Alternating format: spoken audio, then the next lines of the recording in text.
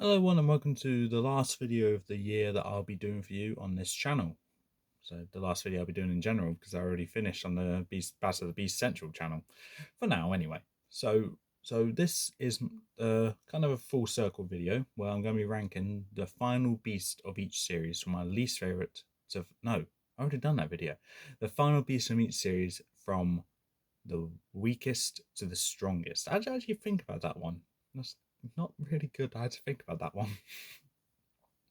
So with this video, pretty much what I just said. I'm ranking all the final books from each series 1 to 31, from weakest to strongest. This can be based on their abilities, their durability, their fights that they've had in the books, or their achievements and fights in Battle of the Beasts. So what I'm looking for is a beast which I know has great abilities, one which can put up a good fight, and one that I believe can defeat the others. When I talk about Battle of the Beast, because I know there are other people which do other Battle of the Beast videos. I've seen Jack Griffin's, obviously, Sequest Battle of the Beast. I've seen someone else's Battle of the Beast doing 5 to 10 minute long videos, actually, and kind of ignoring all the filler which I put into mine. So congratulations on that one. I just have to comment for that person as well on one of my previous videos. So, hey, I'm looking forward to see who wins your one, okay? I would say your channel name, but I actually can't remember the name. I need to make a note of that. But yeah, doing a great job, buddy. Okay, I'm looking forward to seeing who wins.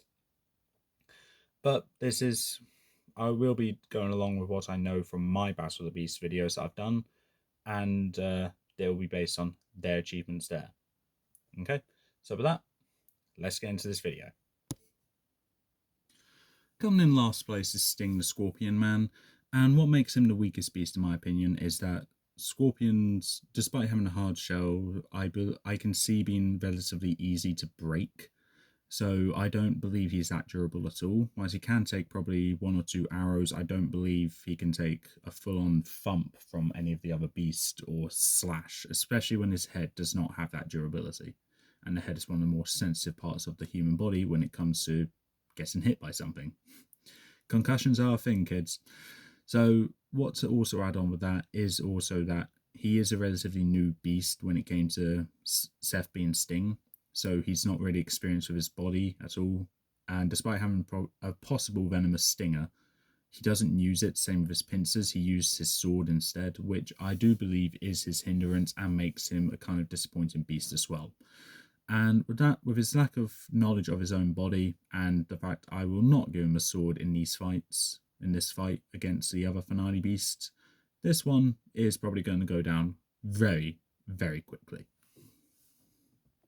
Kicking off the top 30, we have Stealth the Ghost Panther.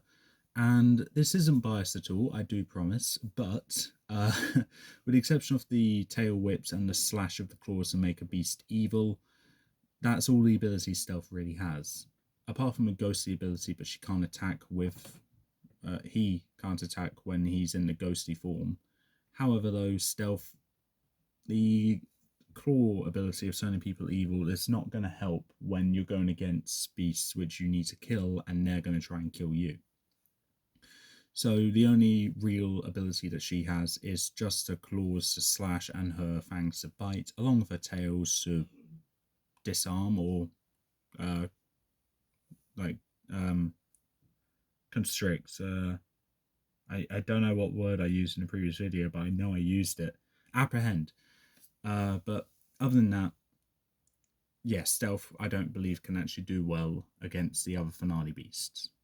29th place we have Kamar the Faceless Beast, and whilst I do believe this one could be higher, I also believe this one should also be a bit lower as well.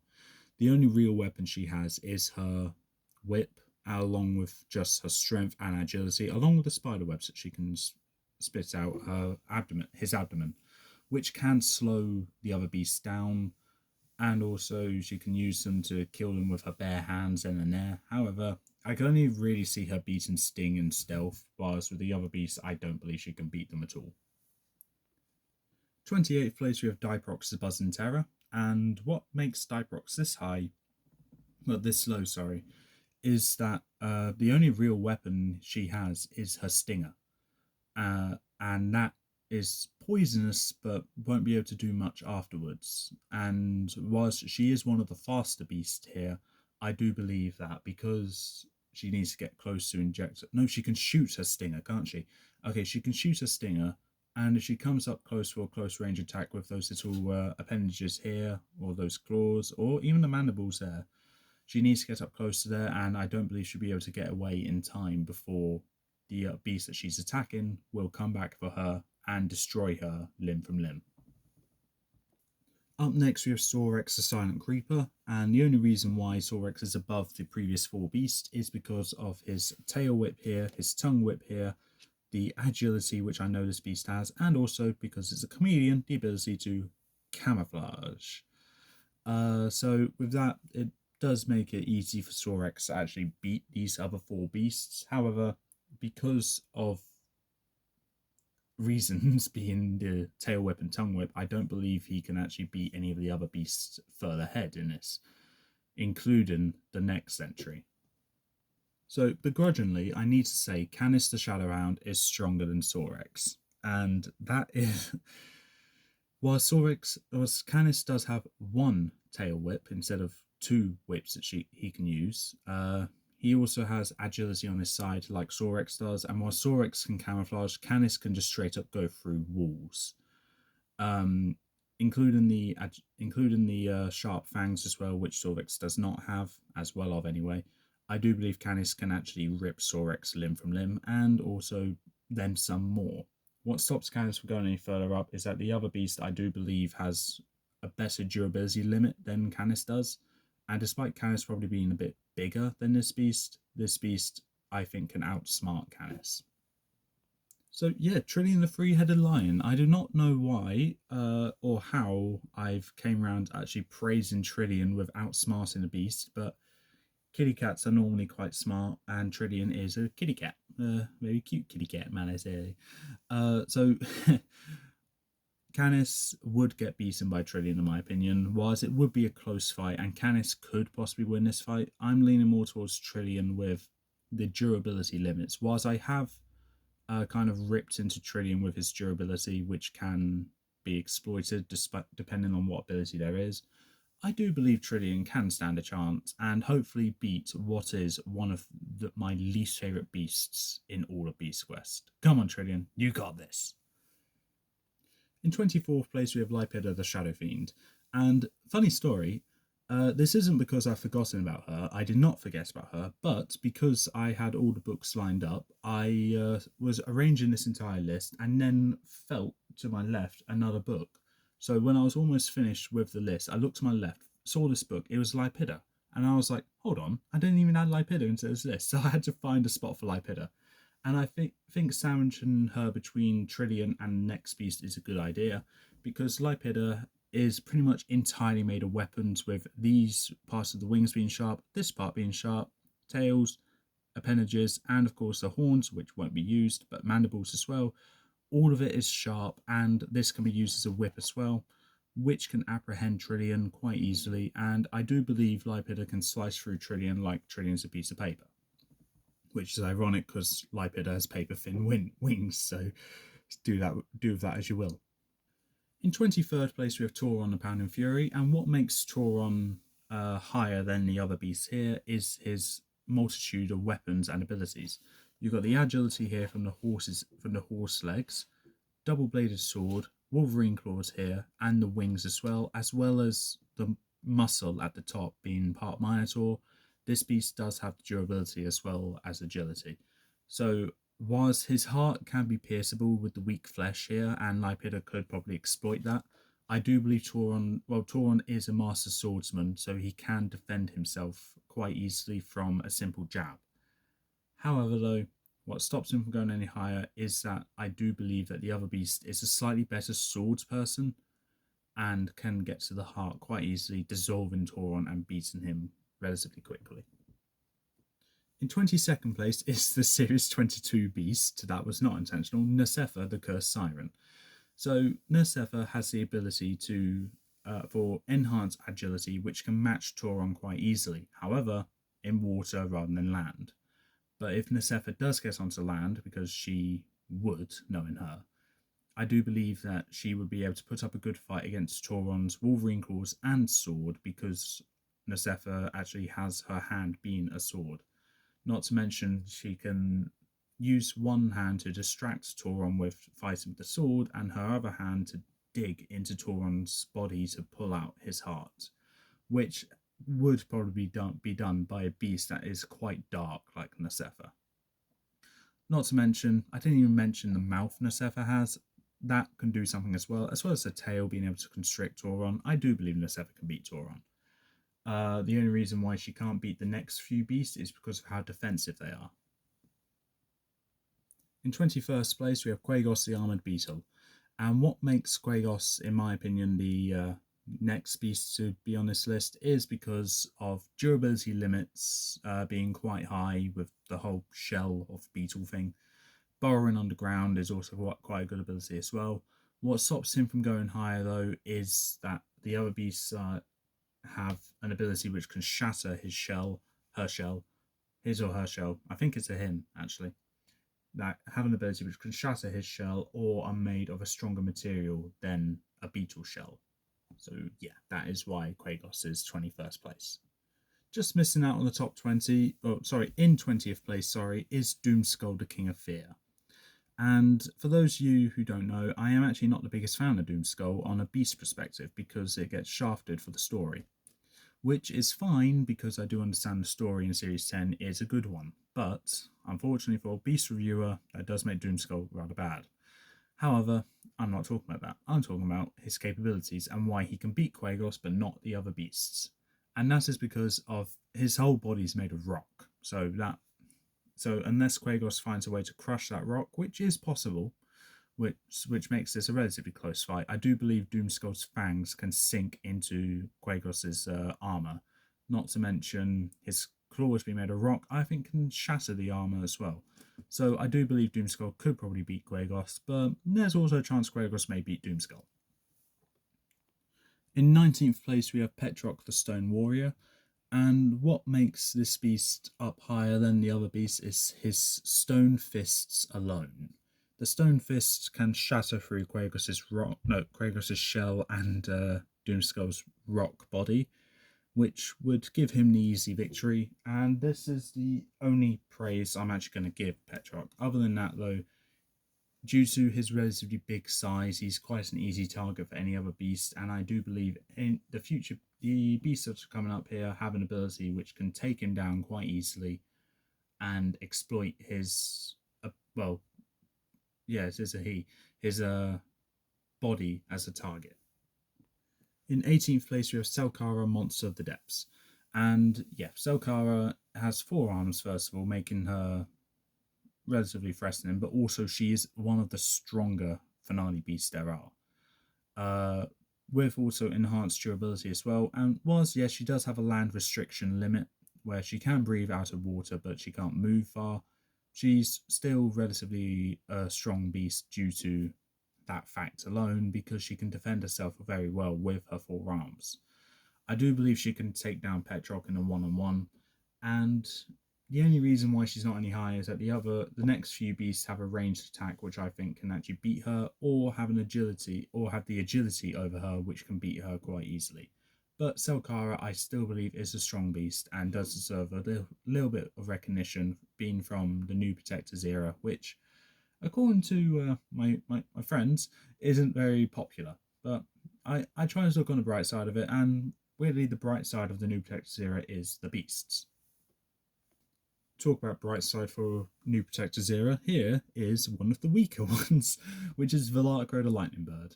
Velacro can beat Selkara quite easily in water or out of water because of the lightning bolts abilities there are. Not to mention the ability Velacro has to change into a flock of Janus birds, being able to create portals, which is a very good ability. I do need to give this beast some credit.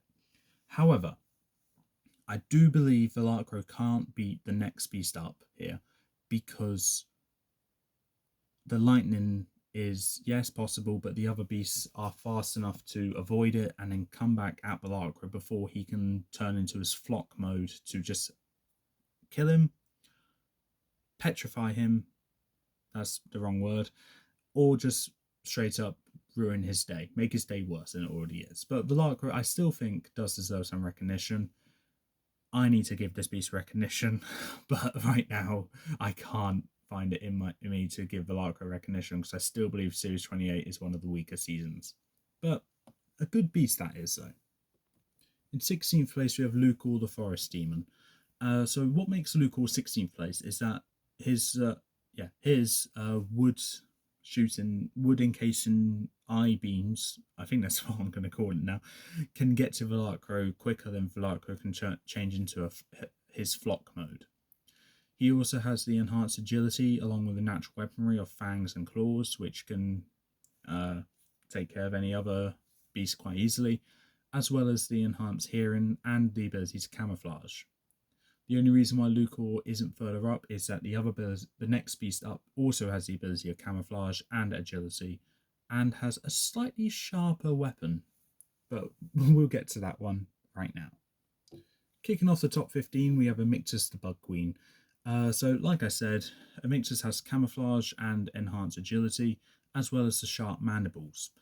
So she can beat Lucor quite easily, but the reason why she's not higher up is because while she does have a swarm of mini Amictuses which she can rely on, they are her children after all, so she will engage mother mode to defend them. So that is her weakness. However, the next beast, relatively similar to Amictus, has similar abilities, probably not sharper claws, but also has minions which she will not defend. One which she'll let her minions do the dirty work while she comes in and finishes the job. I am, of course, talking about 14th place Vespiq the Wasp Queen.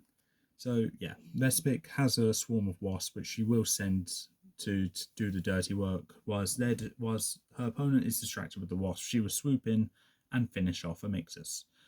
With her sharp claws here, her razor sharp wings, her stinger, fighting skills, quite frankly, are quite good as well. The only reason why she's not any higher up is because the next few beasts has access to fire or don't get stung by wasps. So, yeah, we're going to start off the trend of beasts which will incinerate Vespiq and Amictus quite easily. Starting with 13th place, Rykar the Firehound. Rykar, is probably the weakest of all the fire beasts which I'm about to mention coming up. The only reason why Rykar is up this high is because of his firepower alone. His fireballs are one of the stronger fireballs that have been introduced in this series, and he will incinerate Vespiq and Amictus quite easily, as well as any previous beast, including Selkara, I would say. The only reason why he's not up any higher is that the next few fire beasts which I have to mention have the access of flight, and another beast is weak to fire but is fast enough to dodge the fire and also beat Rykar quite easily. 12th place, we have Farrar the Snow Phoenix, and yeah, I don't need to explain. Firepower, obviously, as well as the ability of flight, she can beat Rykar quite easily. She can't beat the other one, though, due to her lack of age and experience when it comes to beating beasts or fighting. So I do believe she would lose to the next beast, despite being weak to fire. Just missing out on the top 10 is Gargantua the Silent Assassin. And I do believe Gargantua, despite being weak to fire, can beat Farrar and Rykar quite easily because Gargantua can match Rykar with speed, but also dive in underground to catch Rykar off guard. Whilst with Farrar does not have the experience to beat Gargantua.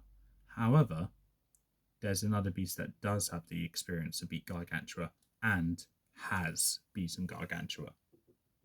Kicking off the top 10, we have Epos the Flamebird. This is the only beast which has had the firepower, literally, to defeat Gargantua. And she didn't even use her firepower. She used her overwhelming strength as a phoenix, being able to carry heavy objects and drop Gargantua into a volcano whilst Gargantua pulled her in. She died in the process. Whether it's permanent or not, we don't know.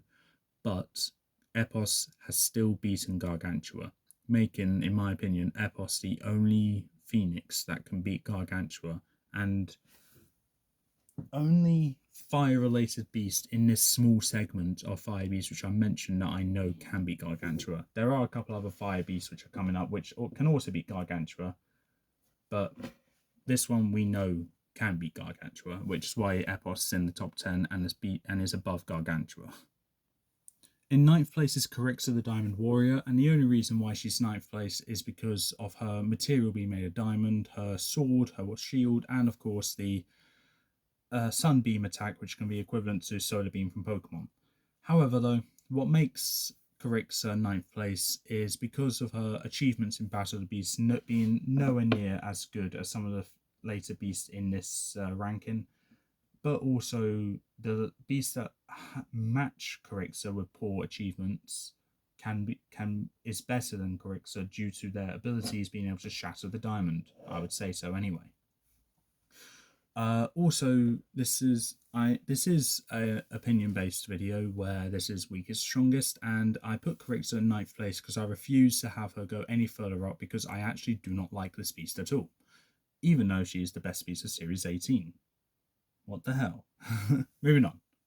In 8th place, we have Carnivora the Winged Scavenger. Now, I would love for this beast to go any further up. Being a 2-time semi-finalist, no. A 1-time semi-finalist in Battle of the Beast and a top 10 finisher in the All Generation tournament, I do believe Carnivora could go higher. However, though, the other beasts are simply more durable and stronger, which can probably beat Carnivora, as well as another beast being able to actually mirror Carnivora. So I do believe Carnivora will be outmatched there and will be defeated, unfortunately. But 8th place isn't bad, and I do believe Carnivora could beat Corixa due to her agility and heat breath being able to beat Corixa eventually, not to mention her persistence in defeating it. Carnivora can probably outwit Corixa, in my opinion, but that will be a close fight where Corixa would probably win, and it's probably only biased why Corixa's below Carnivora. 7th place is Zircon the Shape Stealer, and yeah, like I said, Zircon can mirror Carnivora's abilities. Same with Corixa's, which will give Zircon the advantage, or he can shapeshift into another beast which can beat Corixa, such as Wardock or Skra. Zircon, I haven't put any higher because the other beasts are simply stronger, and even though if he transforms into them, I do believe they can actually beat the copy of themselves. So Zircon, yeah, I would say is one of the stronger beasts. However, just not strong enough to make it any further. Just missing out on the top 5 is Bloodboar the Buried Doom. Now, say what you will about this beast. I know there are some people here that do not like this beast at all. However, I need to give credit where it's due. Bloodboar is one of the more intelligent beasts there are, not to mention he is one of the strongest, because of his overwhelming power when he's in a stampede mode where he can just tear down anything with ease. Not to mention with the burrowing ability, he can burrow underground and catch people off guard there. One of the more durable beasts as well. I think Bloodboar does deserve some recognition, whilst there is a better beast after Bloodboar which does his story better, which is Quagos. I do believe Bloodboar is the stronger beast here. 5th place is Chiron, Lord of Fire, and the only reason why Chiron is not any further up is because he's simply outmatched by the other beast achievement-wise in Battle of the Beast, but also reputation-wise. The other beasts further ahead have abilities which can counteract Chiron quite easily and apprehend him to the point where Chiron becomes a ragdoll. With one of these entries coming up, he was the ragdoll to that beast. I'll explain that when I get to that beast entry. But Chiron, I do believe, can beat Bloodboar due to being simply Lord of Fire with limitless fire abilities. Chiron can just flood the chambers which Bloodboar makes whilst burrowing underground, and Bloodboar burn to death there. Be a roast pork, let's say. Sorry, I just realised something. Instead of roast pork, how about roast boar? That was such a bad joke. I'm sorry, guys. In 4th place, we have Krokol, the Father of Fear. And this one should be no surprise to be up this high because of the simple strength that Krokol has. What makes Krokol strong is the golden armor powers as well as his reputation of being one of the few kingdom destroying beasts. So yeah, that is already good. Not to mention he could shoot out a black gunk, which can slow down his opponents, where his overwhelming strength can just crush them. Hence the ragdoll thing with Chiron. But not the beast that actually treated Chiron like a ragdoll. There are 3 beasts here which I do believe can beat Krokol, 2 of which actually have beaten Krokol. So I had to give Krokol 4th place because of that. In 3rd place is Koba, Ghoul of the Shadows, and straight up, Koba has the ability to shapeshift like Zircon does, but also distort reality around him and change the background. That may have been a myself included ability which I gave Koba, but I'm letting Koba keep that ability because it works so well with Koba, in my opinion. So I do believe Koba can actually outwit Krokol and beat Krokol relatively easily. Anything else to add about Koba is that this beast is known for being how strong he is, has the best reputation with his strength, and honestly does deserve to be up this high. The other 2 beasts are higher because of achievements in Battle of the Beasts, which makes them better in my opinion. Not to mention they have abilities which I think can beat Koba relatively easily. 2nd place is Stritor the Skeleton Dragon, the runner-up of my all-generation tournament and the runner-up of this list. So Stritor, as I've mentioned, is a fantastic beast. Multiple times I mentioned it. The ability of reformation, deformation, fire breath, the enhanced durability due to being the skeleton, sharp claws and all that. It is easy to see why Stritor would be here. And whilst I could give Stritor the 1st place spot here, whilst I do think he can put up a good fight against the next beast, I do believe has an ability which can dissolve the competition, let's say. So whilst I could have done a bit of a funny thing and put Stritor in 1st place on this list and have Series 19 be deemed one of the strongest series, with both Beast, Quark and Stritor being the winners of this series, I'm being fair here and maybe a little bit biased that Stritor will lose to the next beast which I'm going to mention, which is, of course, by process elimination, is Torpix the Twisting Serpent. Come on, guys. Okay, so we'll get the elephant out of the room. We'll point out the elephant in the room straight away. He is the winner of a tournament, and along with Wardock, the only beast which I mentioned in these 2 videos, which is a winner of a tournament. Apologies about that, but anyway, let's restart the segment with Torpix, because I'll happily talk about Torpix. Elephant out in the room out of the way. Torpix is the only winner on this list that has won Battle of the Beasts, not to mention the 1st one, and in my opinion, the strongest one. So yeah, Torpix I think, could beat any previous winner, and with that, Torpix has an acid spit ability which can dissolve his competition relatively easily, and that would dissolve Stritor, in my opinion, and dissolve any previous beast which I mentioned on this list already. So Torpix is the strongest beast in my opinion. Strongest finale beast, probably is a bit biased, but at this point I do not care. Torpix is my favourite beast. So what can you do? Anything to really say about Torpix is that he has the agility, durability, acid spit, and sharp fangs and constriction. Short, a small amount of abilities, but a good amount, and worthy of being the 1st winner Battle of the Beast, the strongest finale beast, the Guardian of the Eternal Flame. As I do more videos, he gets more titles, and it's just hilarious at this point. But Torpix, in my opinion, is worthy of being the strongest finale beast of Beast Quest. And with that is the end of this video. I have ranked all the finale beasts from weakest to strongest now, and yeah, the 31 beasts have been spoken about. Bear with me. Yeah, sorry about that. My dog wanted out of my room. That's nice of him, isn't it? So yeah, the finale beasts have been ranked weakest to strongest. This is probably, in my opinion, which will stay the same for a while. Yeah, if your opinion is different, please in the comments below which beast you think is the strongest of the finale beasts. Love to make good conversation. And with that is my videos done for the year. So with that, if you like what you saw, leave a like, leave a comment, don't forget to subscribe, press the notification bell down in the corner below. I look forward to making more videos for you guys in the next new year, and keep an eye out on the Battle of the Beast Central channel, because I will be uploading there soon as well. Not sure when, but I will be. Until then, Happy New Year, everyone, and I'll see you next time.